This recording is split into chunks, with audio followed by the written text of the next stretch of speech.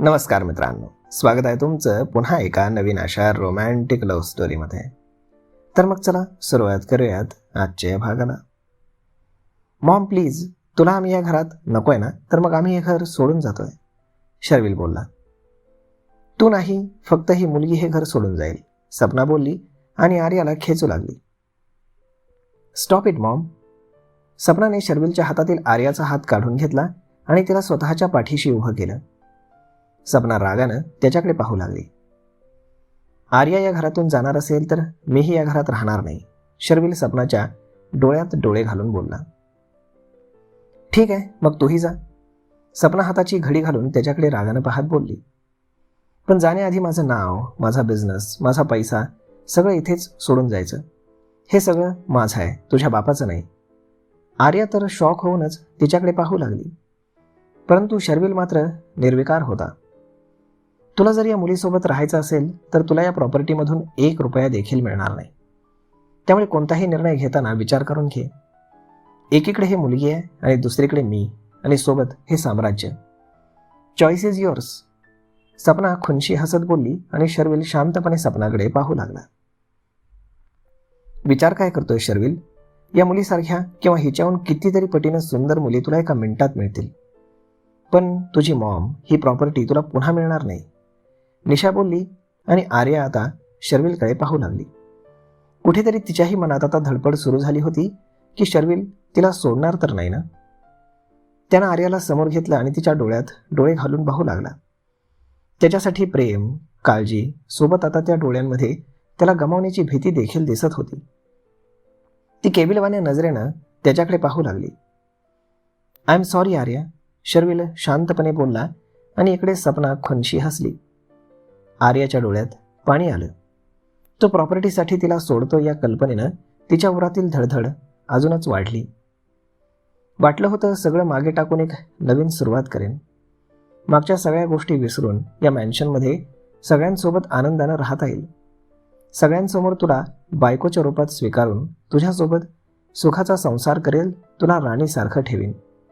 जगातली सगळी सुख तुझ्या पायाशी आणीन. पण आता मी तुझ्यासाठी यातील काहीच करू शकत नाही, कारण माझ्याकडे आता माझ्या नावाव्यतिरिक्त काही नाही. आय एम सॉरी, मला माफ कर. तो तिचे हात हातात घेऊन दिलगिरी व्यक्त करत बोलला. मला पैसा, प्रॉपर्टी, ऐशोआराम काही नकोय शर्विल, मला तू हवायस. माझं सुख तुझ्यात आहे, या मॅन्शनची राणी बनून राहण्यात नाही आहे. माझ्या नावापुढे मला तुझं नाव हवंय, Arya Sharvil.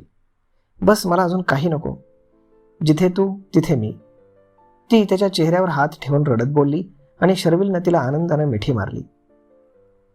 I love you Sharvil, I love you too. मलाही फक्त तू हवीस. तुझ्यासाठी ही प्रॉपर्टी, ही सगळी सुख कुर्बान. तो सपनाकडे पाहत समाधानानं बोलला आणि सपनाला त्यांचा फारच राग येत होता. थँक्यू मॉम, तुझ्यामुळे माझं आर्यावरील प्रेम आणि विश्वास अजूनच वाढलाय. ती इतर मुलींसारखी पैशावर प्रेम करणारी मुलगी नाही. तुला काय वाटलं तुझ्या या अटी ऐकून मी घाबरून तिची साथ सोडेल? बिलकुल नाही. मी तुझ्यासारखा लोभी नाही. मला फक्त प्रेम हवंय आणि आर्या माझ्यावर या जगात सगळ्यात जास्त प्रेम करते. तिची साथ, तिचं प्रेम, तिचा हा माझ्यावरचा विश्वास माझ्यासोबत असताना मला कुठल्याही प्रॉपर्टीची आणि पैशांची गरज नाही. तिच्यासाठी मी हे सगळं पुन्हा कमावू शकतो. शर्विल आर्याच्या खांद्यावर हात ठेवत बोलला. चल आर्या. शर्विलनं तिचा हात पकडला आणि जाऊ लागला. शर्विल, यास्मिन रडवेल्या आवाजात बोलली. त्या दोघांना एकमेकांची अशी साथ देताना पाहून यास्मिनचे डोळे भरून आले होते. ती खुश होती की शर्विलला खऱ्या प्रेमाची जाणीव झाली, परंतु आता तो तिला सोडून जातोय या विचारानं ती दुःखी होती. आम्ही, शर्विलनं देखील तिला मिठी मारली. आम्ही, नानूंची काळजी घे. मी लवकरच तुमच्या दोघांनाही इथून घेऊन जाईन, शर्विल यास्मिनचे डोळे पुसत बोलला. साहेबांची आणि माझी काळजी करू नकोस. तुम्ही दोघं एकमेकांची साथ मात्र कधीही सोडू नका.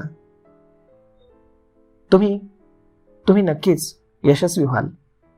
यास्मिन शर्विलच्या चेहऱ्यावरनं हात फिरवत त्याच्या कपाळावर आपले ओठ टेकवत बोलली. शर्विलनं तिच्या हातांवर आपले ओठ टेकवले आणि तिने आर्याकडे पाहिलं. याची काळजी घे, याची साथ कधीही सोडू नकोस, यास्मिन बोलली आणि आर्याने हो मध्ये मान डोलावत तिला वाकून नमस्कार केला. खुश रहो, आबाद रहो. अल्लाह ताला तुम्हारा दामन खुशियों से भर दे. यास्मिन तिच्या डोक्यावरनं हात फिरवत बोलली. शर्विल, नानू, आर्या बोलली आणि मग दोघेही नानूंना भेटायला त्यांच्या रूममध्ये गेले. नानू, शर्विल त्यांच्या जवळ आला. ते खिडकीच्या बाहेर पाहत होते. नानू, आम्ही जातोय. शर्विल दुःखी स्वरात नानूंकडे पाहून बोलला, जसं की त्यांना म्हणायचं होतं की कुठे जातायस. मला सगळं कळलंय नानू. मॉमने आजपर्यंत फार चुका केल्यात आणि मीही तिच्या सगळ्या गोष्टी खऱ्या समजून फार चुकीचा वागत आलोय. पण आता कळलंय की मॉम चुकीची आहे. आर्या आणि तिची फॅमिली निर्दोष आहे. त्यांनी मॉमवरती कधीच अन्याय केला नाही. उलट मॉमनेच त्यांना खूप त्रास दिलाय. मॉमने मला ही प्रॉपर्टी आणि आर्या यांच्यातून एकाला निवडायला सांगितलं आणि मी आर्याला निवडलं नानू. त्यामुळे मी तिच्यासोबत हे घर सोडून जातोय. शर्विल त्यांचा हात हातात घेऊन बोलला आणि नानूच्या डोळ्यात पाणी आलं. तुम्ही तुमची काळजी घ्या. मी लवकरच तुम्हाला आणि अम्मीला इथून घेऊन जाईल, शर्विल बोलला. नानू, आता मी इथे नाहीये तर जेवणासाठी अजिबात अम्मीला त्रास द्यायचा नाही आणि कोणत्याही गोष्टीसाठी हट्टीपणा अजिबात करायचा नाही. अम्मींच्या फोनवर मी रोज तुम्हाला व्हिडिओ कॉल करेन, आर्या डोळ्यात पाणी आणून बोलली. नानू खुश होते की शर्विलला सपनाचं सत्य कळालं आणि त्याने वेळीच त्याची चूक सुधारली. त्यांनी डोळ्यांनीच त्यांना जा आणि खुश राहा असा आशीर्वाद दिला. आर्या आणि शर्विल त्यांच्या रूममधून बाहेर आले. सपना आणि निशा अजूनही हॉलमध्येच होत्या. शर्विल आणि आर्या सपनाच्या पाया पडायला खाली वाकले, परंतु सपना लगेच मागे झाली आणि तिरस्कारित नजरेनं त्या दोघांना पाहू लागली. आर्या आणि शर्विलने एकमेकांकडे पाहिलं आणि ते गुपचूपपणे जाऊ लागले. कुठे निघालास? सासरवाडीला? सपना कुत्सितपणे हसत बोलली आणि शर्विल आणि आर्यानं मागे वळून सपनाकडे पाहिलं. तिच्या बापाकडे जाऊन त्यांचा घरजावई म्हणून राहशील आणि त्याचं सगळं तुला आपोआप मिळेल हाच विचार आहे ना तुझा? ती उपहासात्मकपणे हसत बोलली आणि तोही हसला. डोंट वरी मॉम, मी आर्याच्या घरी जरूर जाणार, पण घरजावई बनून नाही, तर ऐशोआरामात राहण्यासाठीही नाही, तर केलेल्या चुकांची माफी मागण्यासाठी. त्यांच्या माफी व्यतिरिक्त मला त्यांच्याकडनं काही नको आहे, शर्विल बोलला आणि आर्याला त्याचा अजूनच अभिमान वाटला. तीही सपनाकडे हसत पाहत होती. माझे मा आणि बाबासाहेब तुमच्यासारखे स्वार्थी नाहीत. त्यांचं माझ्यावर फार प्रेम आहे. ज्या प्रेमाला शर्विल आजपर्यंत तरसत आलाय ते प्रेम त्याला माझे मा आणि बाबासाहेब देतील. त्यांचं प्रेम आणि आशीर्वाद आमच्या सोबत आहे. आम्हाला कशाचीही कमी पडणार नाही. आर्या तिला रोखून पाहत बोलली आणि दोघेही एकमेकांचा हात पकडून मॅन्शनच्या बाहेर पडले. तर मग मित्रांनो, आता तुम्हाला काय वाटतं? सपना एवढ्या सहजासहजी सगळं सोडेल? मला तर वाटत नाही. पाहूयात आता शर्विलच्या आयुष्यामध्ये अजून काय काय लिहिलं ते. भेटूयात पुढच्या एका नवीन व्हिडिओमध्ये. तोपर्यंत तुम्हाला आजचा हा भाग कसा वाटला हे तुम्ही आम्हाला कमेंट करून नक्कीच सांगा. आणि जर आवडला असेल तर आपल्या जवळच्या मित्रमंडळींसोबत देखील हा व्हिडिओ तुम्ही शेअर करायला विसरू नका. धन्यवाद.